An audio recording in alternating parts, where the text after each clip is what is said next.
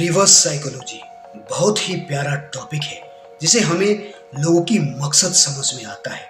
लोग हमारे प्रति किस तरह के विचार रख रहे हैं ये समझ में आता है जब आप रिवर्स साइकोलॉजी का ज्ञान लेते हो। इसलिए कभी कभी मौन रहना आवश्यक होता है तो कभी कभी विद्रोह करना, और सामने वाले की प्रतिक्रिया ये बता देता है कि उसका मकसद क्या है। इसका बहुत बड़ा उदाहरण 5000 साल पूर्व श्री कृष्ण ने अर्जुन और दुर्योधन के मध्य हमें दे चुका है।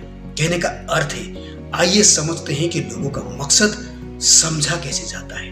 रणनीति के आधार पे आपको ये ज्ञान हो जाएगा कि सामने वाला आपके प्रति अच्छा सोच रहा है या वो आपको घुमाने की प्रयत्न कर रहा है, षड्यंत्र कर रहा है। बात उन दिनों की है जब श्री कृष्ण ने ये प्रस्ताव रखा कि मैं निहत्था युद्ध में उतरूंगा। एक तरफ मैं रहूंगा, दूसरी तरफ मेरी नारायणी सेना। अब अर्जुन और दुर्योधन को ये पक्ष लेना था कि वो किसे चुने, नारायणी सेना को चुने या निहत्था श्री कृष्ण को चुने। तो उन्होंने ये शर्त रखा कि जब मैं नींद से जागूंगा और जो सबसे पहले मेरे समक्ष आएगा उसे प्रश्न पूछने का, चुनने का मौका मिलेगा। इस होड़ में दुर्योधन सबसे पहले वहां पहुंच गए। अर्जुन थोड़ा बाद में पहुंचे, पर उसके बावजूद भी वो उनके पैरों की तरफ बैठे और दुर्योधन उनके सिर की तरफ विराजमान हुए, क्योंकि दुर्योधन को लग रहा था कि वो पहले पहुंचा है तो उसे ही पहला मौका मिलेगा। वो फट से वो चुनेगा जो वो चाहता है। पर उल्टा हुआ। जैसे ही श्री कृष्ण की नींद खुला, श्री कृष्ण ने कहा, मैंने सबसे पहले अर्जुन को देखा है, तो ये सवाल अर्जुन को मिलना चाहिए कि वो चुनेंगे कैसे। इस बात पे दुर्योधन काफी क्रोधित हुए। उन्होंने रूल्स रेगुलेशंस दिखाए। उन्होंने बोले कि मुझे मौका मिलना चाहिए, मैं ही सही हूं। लेकिन वो मौका फिर भी अर्जुन को ही मिला, क्योंकि श्री कृष्ण मकसद जानते थे, मोटिव्स जानते थे।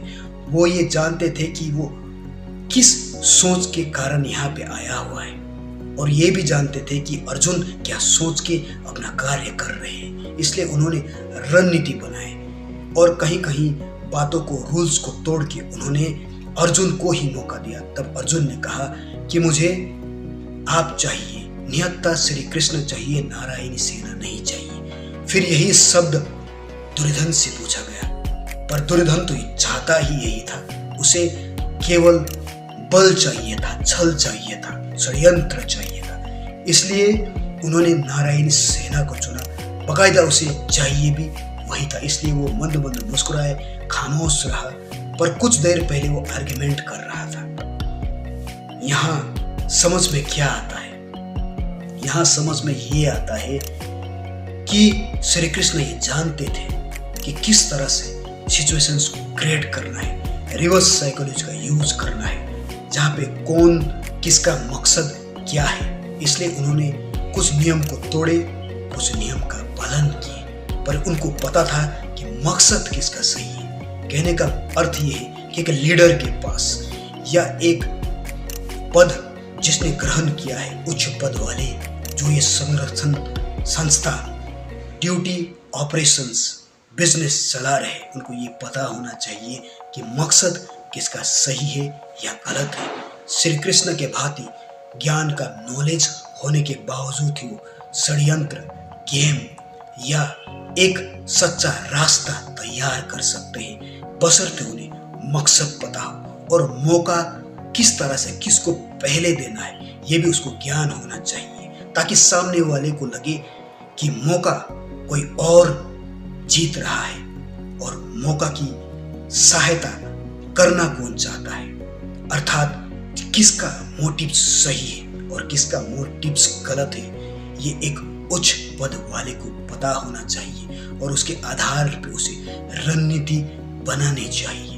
इसलिए कहने का अर्थ ये हुआ कि यदि आपको पता हो कि सामने वाले की मकसद क्या है, अगर वो इंसान गलत है तो उनके साथ विद्रोह करने में कोई गुनाह नहीं है। सामने वालों की मकसद सही नहीं है तो आप विद्रोह करके भी विद्रोही नहीं कहलाओगे, क्योंकि आप जानते हो कि आप सच्चे हो।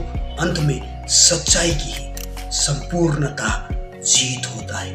महाभारत हो, रामायण हो या कोई भी ज्ञान हो, जहाँ केवल यही बताया गया है कि एक विद्रोही ने जितना क्षति इस संसार को पहुंचाया नहीं है, उससे ज्यादा क्षति उन लोगों ने इस संसार को पहुंचाया है जिन्होंने मौन धारण किए, सच का सामना नहीं किया। सच जानते हुए भी जिस लोगों ने मौन धारण कर लिए, वो लोग विद्रोही से भी बड़ा पाप का कर्मी होता है, पाप का भोगी होता है। इसलिए मौन रहना उचित है और समय पे बोलना भी जरूरी है, बशर्ते आप सही हो, रिवर्स साइकोलॉजी का ज्ञान आपको हो, मकसद आपका सही हो।